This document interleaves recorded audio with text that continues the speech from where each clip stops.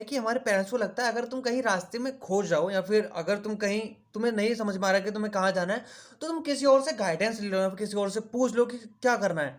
But तुम्हारे parents ये नहीं समझते, मतलब हमारे पेरेंट्स ये नहीं समझते कि भाई अगर हम कहीं खो रहे हैं, तभी तो हम नए रास्तों के बारे में पता कर पाएँगे भाई। तब तक हम जब तक हम खोएँगे ही नहीं, हम नए रास्ते कैसे ढूँढ पाएँगे लाइफ़ में?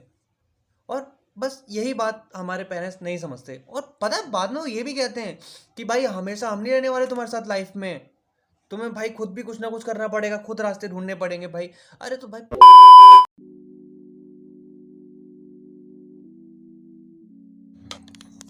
हाय, मैं हूँ प्रतीक। हाय, मैं हूँ प्रतीक और भाई देखो एक बार फिर से आज मेरे अंदर की जितनी भी फ्रस्ट्रेशन थी, मेरे अंदर का जितना भी दुःख था वो एक बार फिर से पीक लेवल पर जा चुका है। कुल मिला के ये मेरा मतलब ये है कि जो मेरे दुखों का घड़ा है वो एक बार फिर से भर चुका है और मेरा बहुत बुरी तरह भाई अभी रोने का मन कर रहा था, लेकिन फिर मुझे याद आया कि भाई मेरा एक यूट्यूब चैनल भी तो है जिस पे मैं रंडी रोना करता हूँ। तो फिर मैं आया यहीं पे वीडियो बनाने के लिए। तो भाई चलो शुरू करते हैं आज की जो रंडी रोना है। भाई देखो, मैं अभी कुछ दिनों से मैं क्या कर रहा हूँ ना, मैं कुछ नहीं कर रहा, मैं बस पूरा दिन पड़ा रहता हूँ, खाता हूँ, पीता हूँ और टेलीग्राम पर बकचोदी करता हूँ। तो वहाँ पे वीसी चलती रहती है ना, तो वहाँ पे आके बैठ के जब बकचोदी करता हूँ ऐसे ही अपने दोस्तों से। मैं मेरे देखो सबसे पहली बात तो मेरे ये है कि मेरे ऑनलाइन दोस्त हैं, ऑफलाइन दोस्त मेरे साथ से एक ही दो हैं जिनसे मेरी अभी लास्ट टाइम पेपर ख़त्म होने के बाद बात हुई थी और उससे ज़्यादा मेरी बात नहीं होती। तो देखो सीन क्या है ना, ऑनलाइन फ्रेंड से मेरी अगर बातें होती हैं तो बस सबसे बड़ी बातें जो होती हैं, मतलब हमारी जो वाइब्स मैच होती हैं वो सबसे ज़्यादा होती हैं इस बात पे कि जो हमारे पेरेंट्स हैं ना वो काफ़ी ज़्यादा टॉक्सिक हैं। मतलब आज के टाइम पे अगर तुम देखोगे ना तो इंडियन पेरेंट्स में काफ़ी ज़्यादा टॉक्सिसिटी है भाई।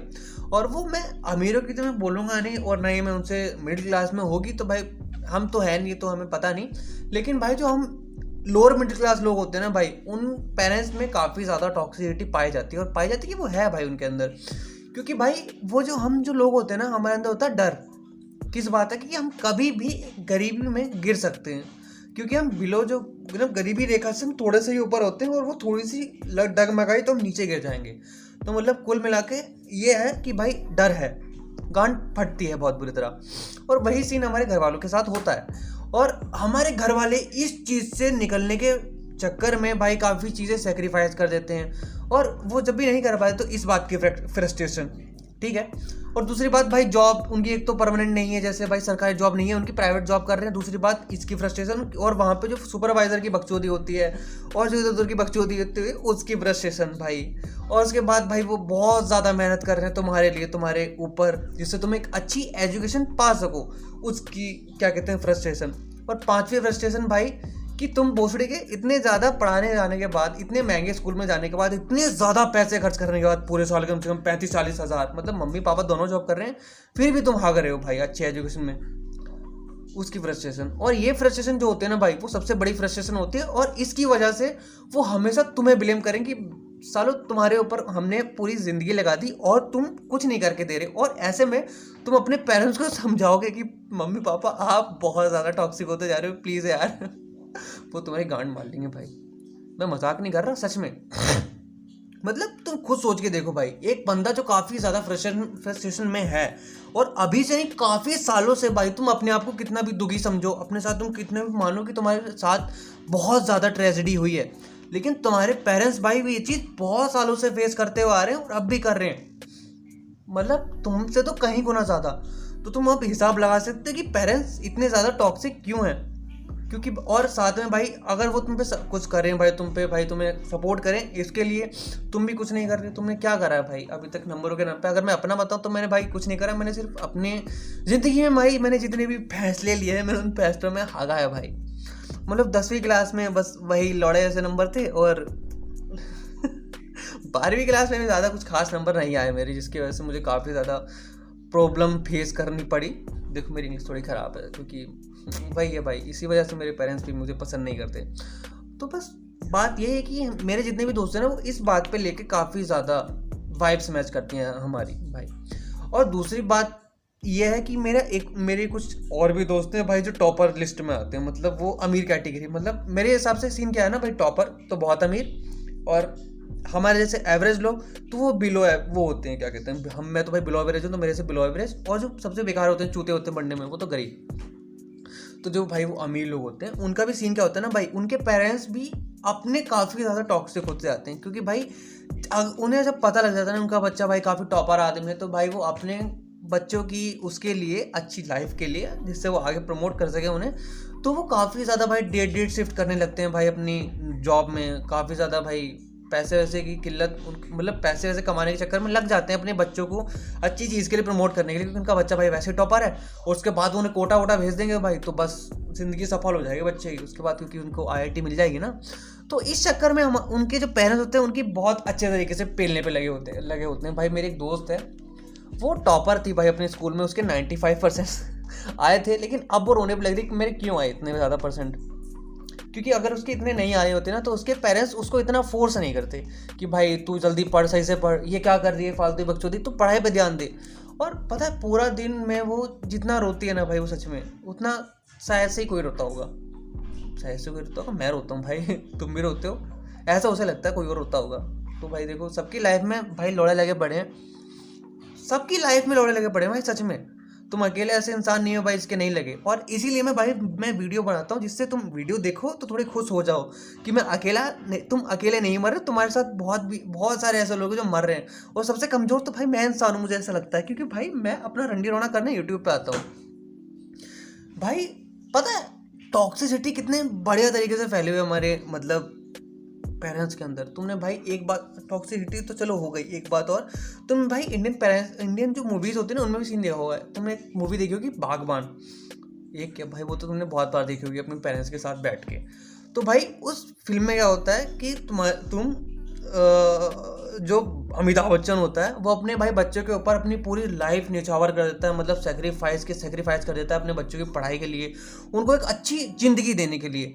लेकिन बच्चे होते हैं हरामखोर, वो इतने ज़्यादा हरामखोर होते हैं कि बाप को चश्मा लेने तक के लिए तरसा देते हैं भाई, तो तुम समझ रहे हो भाई, और तरसा देते हैं और उसके तरसा देते हैं। और वहीं जो उनका बच्चा होता है भाई, जो दूसरा होता है सलमान खान, वो इतना अच्छा होता है कि क्या ही कहने भाई, वो सच में उन्हें भगवान मानता है।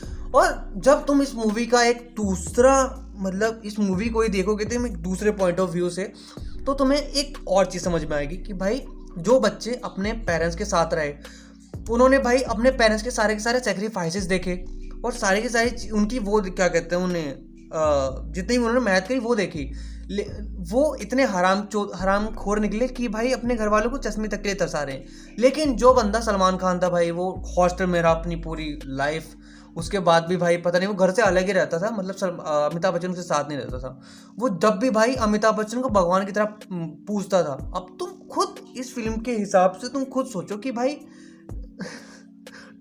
ये जो हरामीपना उन बच्चों के अंदर है वो कैसे आया होगा। मैं देखो भाई मैं इसके बारे में कुछ बोलना नहीं चाहता, और भाई देखो काफ़ी सारी ऐसी बातें हैं जो हमारे पेरेंट्स नहीं समझते, और हम उन्हें समझा भी नहीं सकते कि हमारी जो इंडियन सोसाइटी है हमें उसमें भगवान का रूप मतलब पेरेंट्स को भगवान का रूप दिया गया है। मतलब सच में यार उन्हें अगर तुम समझाओगे तो तुम्हें सालों नरक में भी जगह नहीं मिलने वाली। बट भाई सबसे बड़ी प्रॉब्लम जो मुझे लगती है अपने मतलब अपने क्या सबकी पेरेंट्स में, कि वो ये होती है कि हमारे पेरेंट्स हमेशा बोलते हैं कि भाई जब भी तुम रास्ते में खो जाते हो ना, तो तुम किसी और से गाइडेंस लो जिससे तुम उस कंडीशन से बाहर निकल सको, मतलब उस जगह से बाहर निकल सको। लेकिन वो ये नहीं समझते कि भाई अगर तुम बार बार ऐसे रास्ता पूछोगे तो तुम भाई आदी हो जाओगे लोगों से मदद मांगने के। भाई जब तक तुम खोगे नहीं ना लाइफ में, तुम नए रास्ते ढूंढ ही नहीं सकते कभी भी। और यही बात हमारे पेरेंट्स नहीं समझ रहे कि भाई अगर हम खोए नहीं तो हम रास्ता ढूंढेंगे कैसे।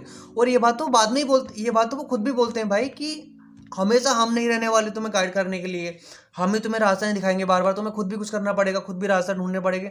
तो भाई ये मौका तुम हमें अभी दे दो ना प्लीज़ यार, हम रास्ता ढूंढ लेंगे।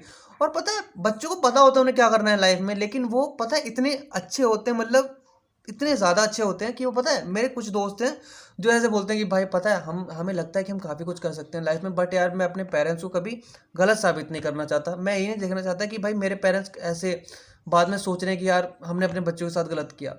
मतलब यार मतलब सच में बच्चे इतने ज़्यादा सेंसिटिव होते हैं और इतने ज़्यादा ही मतलब अपने पेरेंट्स के लिए सोचते हैं कि सच में भाई मेरे को समझ में नहीं आता चल क्या रहा है भैंचोद इस दुनिया में। मैं एक तो गाली बहुत ज़्यादा देने लगा हूँ भाई टॉक्सिसिटी करते हुए। मतलब कुल मिला के भाई बात ये है कि सभी के लगे पड़े हैं भाई लाइफ में, और अकेले हमारे नहीं भाई, हमारे पेरेंट्स के भी लगे पड़े हैं, और हमारे पेरेंट्स को तो भाई बहुत सालों से लगे पड़े हैं। फिर भी भाई वो जैसे तैसे करके भाई कुछ ना कुछ कर रहे हैं हमारे लिए, खुद के लिए। तो इतने हल्के मत लो यार उनको भाई। टॉक्सिसिटी भाई सबकी लाइफ में है, हम भी कहीं ना कहीं टॉक्सिक हैं किसी और के लिए, तो इतना मत सोचें इन सब चीज़ों के बारे में। और भाई कहीं ना कहीं भाई ये यहाँ पे वही जो डायलॉग होता है ना, वही वाला फिट बैठता है कि भाई पेरेंट्स के डिसीजन गलत हो सकते हैं लेकिन नीयत गलत नहीं होती भाई। तो बस वही है, ट्राई करते रहो भाई जो तुम कर रहे हो। मैं भी ट्राई कर रहा हूँ, मैं पता नहीं किस चीज़ के लिए ट्राई कर रहा हूँ, मैं तो पता नहीं भाई क्या कर रहा हूँ, मुझे शर्म नहीं आ रही। फिर भी मुझे पता है कि मैं आगे आके क्या कितना लूल इंसान बनने वाला हूँ। मुझे पता है गार्ड तक की नौकरी मिलनी मुश्किल पड़ जाएगी ऐसे में, जैसे मैं अभी पड़ा हुआ हूँ। बट फिर भी देखते हैं भाई क्या होता है फ्यूचर में। मेहनत तो भाई सभी कर रहे हैं, मैं भी कर रहा हूँ, थोड़ा मेहनत कर रहा हूँ भाई। तो चलो भाई, मिलते हैं अगली वीडियो में, तब तक के लिए गुड बाय। भाई सब्सक्राइब कर लेना, हाँ भाई, और लाइक भी कर लेना, और